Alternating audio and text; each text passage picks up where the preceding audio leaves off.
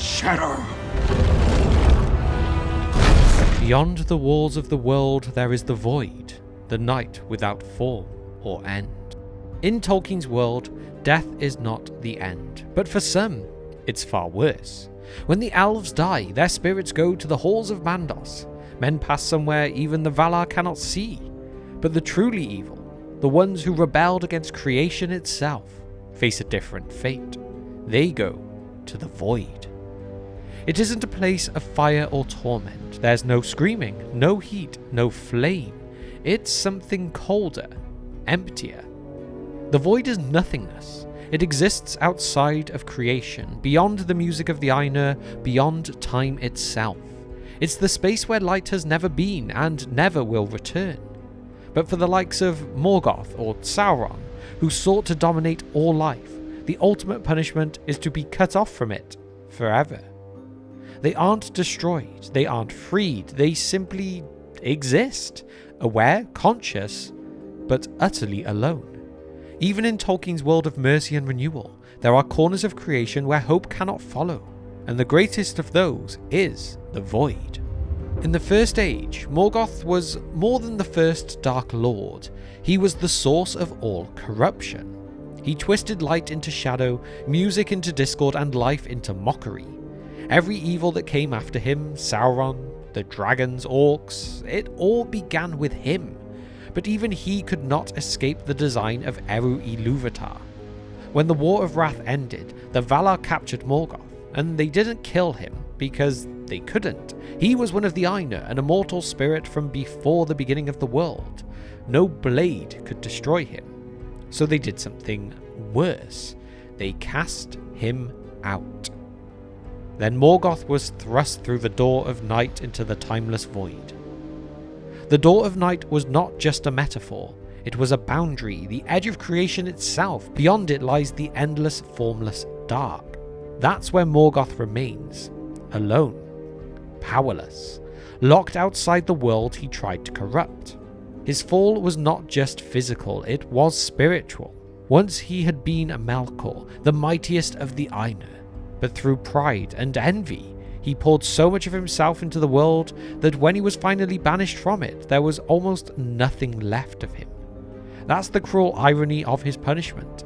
He wanted to possess Arda, and he did, but by doing so, he lost himself. The void is not fire or agony, it's awareness without substance, the slow decay of the self, stretched across eternity. Even in victory, the Valar could not erase him completely, but when Morgoth did fall, part of him fell with the world.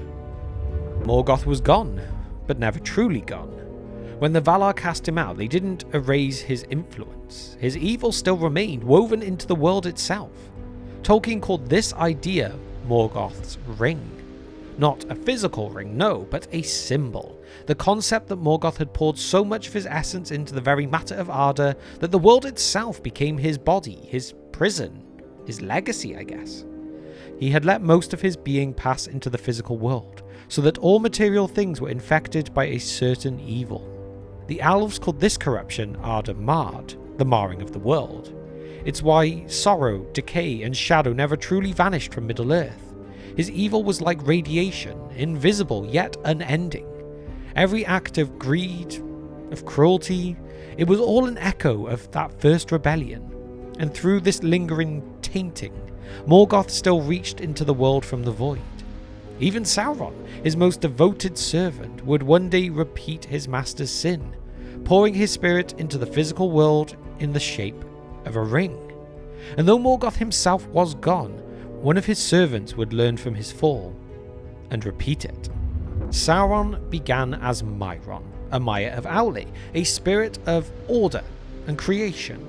But in his hunger for control, he was drawn to Morgoth's vision of power through domination. When he forged the One Ring, he followed his master's example. He poured his essence into matter. He let a great part of his own former power pass into the One Ring itself. That act bound him to the ring forever, and when it was destroyed, the bond was severed, and Sauron's body was undone. Tolkien writes that his spirit rose like a huge shape of shadow, terrible but impotent, before it was blown away like smoke. Like Morgoth, Sauron could not be unmade, only cast out. And so he too was banished into the timeless void, condemned to eternal existence without form or power. That is Tolkien's vision of damnation. Not the fire, not the torture, but the endless awareness in silence. Sauron's punishment mirrors his master's perfectly. He sought to control the world, and in the end, he lost even the control of himself. So if the void is Tolkien's hell, then Mandos is its opposite. The Halls of Mandos, in the far west of Valinor, are where the spirits of the dead, especially the elves, go to await judgment and renewal. Mandos is the keeper of the houses of the dead, and summons the spirits of the slain. Some find rest and healing there, others, like Feanor, remain in silence, unrepentant. It's not a place of torment or reward, it's reflection, truth, and waiting. But Morgoth and Sauron will never get to see those gates. Mandos is for those who still belong to the world, and the Dark Lords, well, they rejected that. They wanted mastery, not meaning. So, while the children of Iluvatar dwell in sorrow and reflection, Morgoth is exiled beyond even sorrow, a being beyond forgiveness, beyond the reach of any song. In Middle-earth, judgment isn't fire or brimstone, it's the moment when mercy can no longer find you. If we look at the other races, the fates of men and orcs are far less certain. For men, death is the gift of Iluvatar, freedom from the world's circles. Their souls leave Arda entirely, going somewhere even the Valar cannot see. The doom of men, that they should depart after a brief life, has become a grief to them, but it was not a punishment, but a gift. But no one knows what lies beyond. Perhaps joy, perhaps oblivion, even the wise cannot say. For the wicked among men, Tolkien never confirmed their fate. Perhaps they pass into a lesser light, or perhaps like Morgoth, they exile themselves by their own choices. The orcs, though, are the more disturbing question of all. If they were once elves, as most traditions say, then they have souls, and some part of them endures after death. But where could such a spirit go? Tolkien explored multiple theories, that they were corrupted elves or twisted men, or beasts given voice. But in every version, their fate is uncertain. Not to Mandos, the elves would not accept them. Not to the gift of men, they were never meant for that road. And certainly not to the void, which is reserved for the greatest rebels. Tolkien himself called their afterlife a mystery. Some suggest they are trapped, spirits bound to shadow, unable to leave the world they were forced to corrupt. It's a horrifying idea when you really think about it.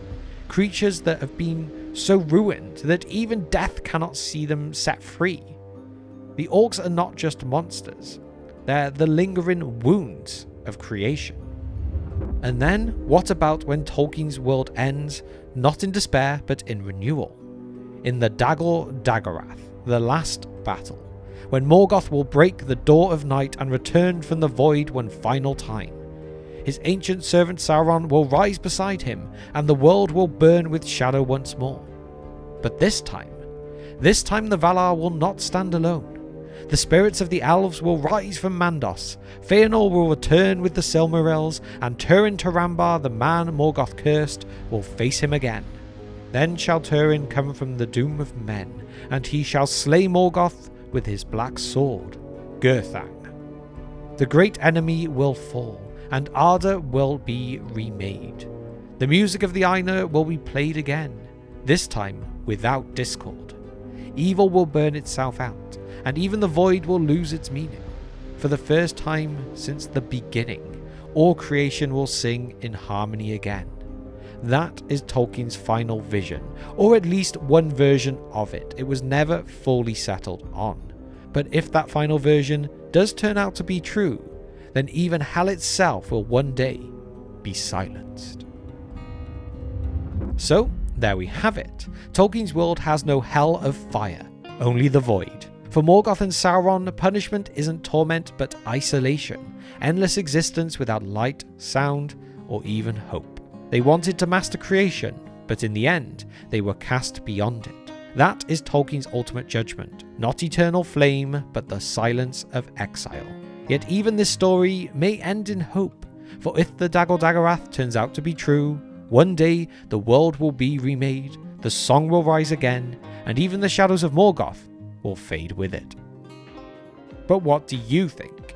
Is eternal isolation worse than any fire and brimstone, or the fate most fitting for beings like Morgoth and Sauron? Let me know your thoughts and opinions on this in the comment section down below. And along with that, if you would like to support the channel in other ways, please consider our Patreon. It would really help us out in that up and down world of YouTube. But with that, thank you for spending just some of your time with me today, and I will see you next time on The Broken Sword.